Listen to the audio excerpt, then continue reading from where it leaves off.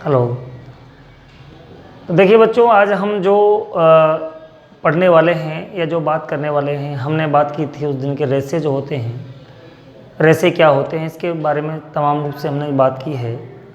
और आज हम जो है उन्हीं रेसों को जो है हमने कहा कि रेसे जो है दो प्रकार के होते हैं, जिन्हें प्राकृतिक रेसे व संश्लेषित रेसे कहा जाता है।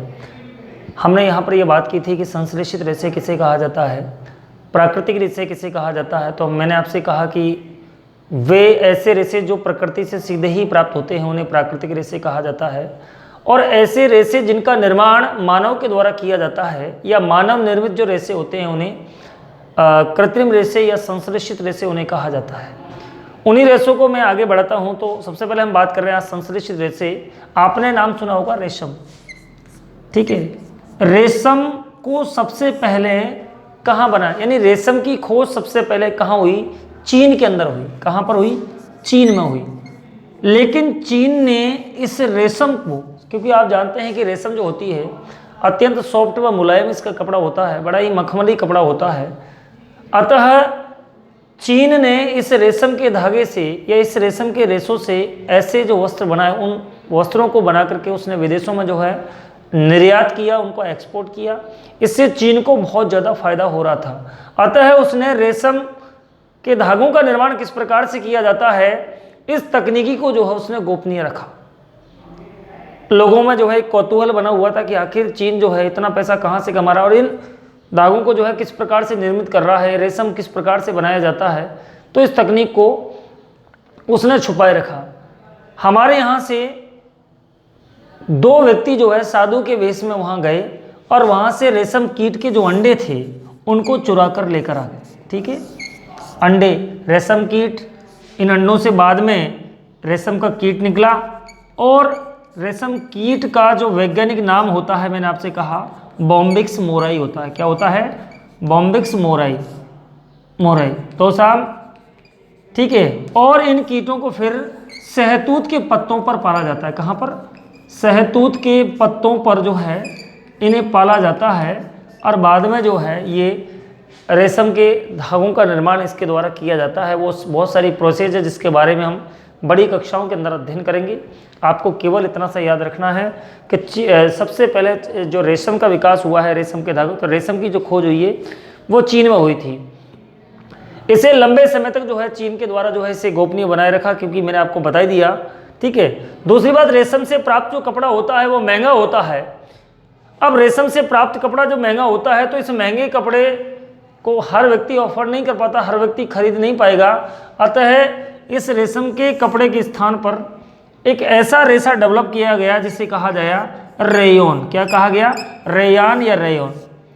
रेयॉन को कृत्रिम रेशम के नाम से भी जाना जाता है। क्या कहा जाता है? इसे कृत्रिम रेशम भी कहा जाता है, ठीक है। कृत्रिम रेशम या रेयॉन, ठीक है। अब बात करते हैं कि रेयॉन को किस प्रकार से बनाया जाता है, या रेयॉन का उपनाम क्या है, या कृत्रिम रेशम को कैसे बनाया जाता है? कृत्रिम रेशम।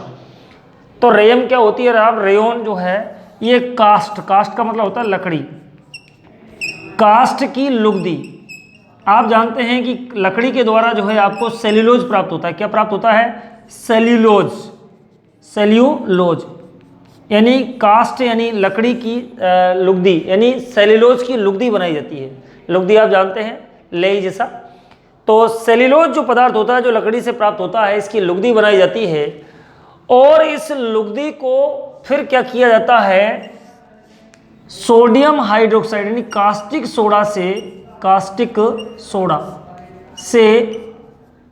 इसकी सफाई की जाती है, इस लुगदी की, जिसके अंदर तमाम जो विकृतियां होती हैं, तमाम प्रकार की जो अशुद्धियां होती हैं, तो कास्टिक सोडा से जो है से इस कास्ट की लुगदी को या सेल्यूलोज की लुगदी को जो है साफ किया जाता है। आपसे प्रश्न आ रहा है कि रेयॉन को किस प्रकार से बनाया जाता है। तो हमने कहा सर्वप्रथम हमने क्या किया कि चूँकि हम जानते हैं कि रेशम से बने कपड़े जो है महंगे होते हैं, हर व्यक्ति उन्हें नहीं खरीद पाता, अतः उसके स्थान पर हमने उससे जो रेशा है एक नए रेशे का विकास किया।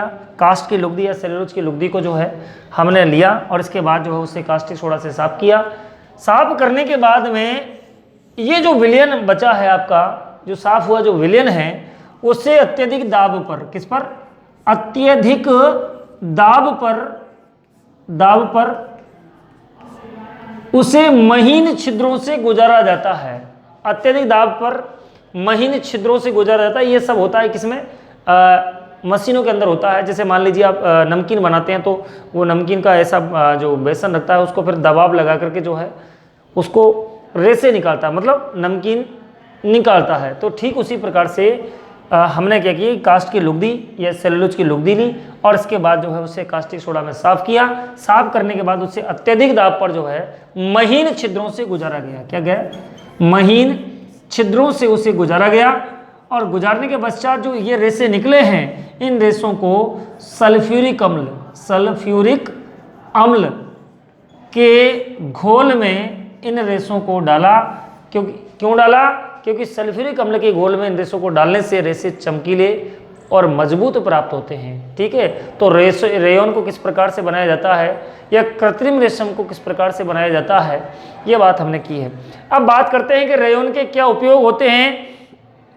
तो आप जानते हैं कि रेयन को कपास के साथ मिलाकर, रेयन को हम कपास के साथ, ये रेयन जो है, ये रेयन को कपास के साथ यदि मिला दें, कपास इसके अंदर मिला दी जाए, तो बिस्तर की चादरें, जो बिस्तर की जो चादरें होती हैं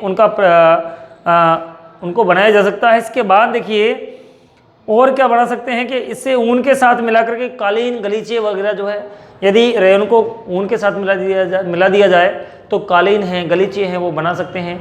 और मैंने अभी आपसे कहा कि कपास के साथ यदि रेयन को मिला दिया जाए तो बिस्तर की जो चादरें होती हैं उन्हें भी जो है इसके द्वारा बनाया जा सकता है। तो थोड़ा सा ध्यान रखना है आपको।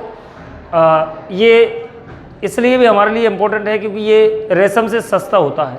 ठीक है, रेशम के समान गुण होते हैं, उससे बढ़िया गुण इसके अंदर होते हैं। और मैंने आपसे कहा कि ये सस्ता होता है, इसलिए रेयन जो है इसका विकास किया गया, इसको बनाया गया। तो रेयन को किस प्रकार से बनाया जाता है, इसके उपयोग क्या है, तो मैंने आपको बता दिया। गलीचे बनाने में, कालीनें बनाने में, इधर के बिस्तरों की चादरें बनाने में जो है रेयन का प्रयोग किया जाता है। तो मैं समझता हूँ कि आपको रेयन जो है पूरा समझ में आ गया होगा। ठीक है, थैंक यू।